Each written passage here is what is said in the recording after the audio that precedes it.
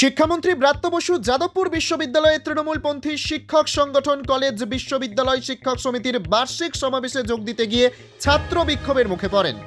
সভা শেষে বেরিয়ে আসার সময় বামপন্থী ছাত্র সংগঠনের প্রতিবাদে আটকে পড়েন তিনি। শিক্ষামন্ত্রীর গাড়ি ঘিরে ধরে বিক্ষোভকারীরা স্লোগান দিতে থাকেন এবং চাকার হাওয়া খুলে দেন।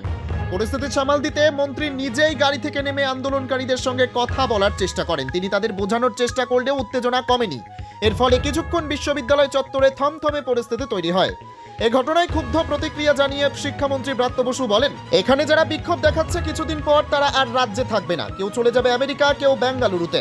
দুনিয়া জুড়ে যে মতবাদ অবলুপ্ত হয়েছে সেই মতবাদ আঁকড়ে ধরে কিছু মানুষ তৃণমূলের বিরোধিতা করে অক্সিজেন পাওয়ার চেষ্টা করছে।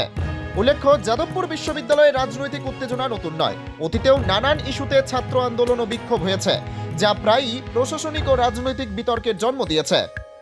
Bureau report, জজবাত 24 Bangla.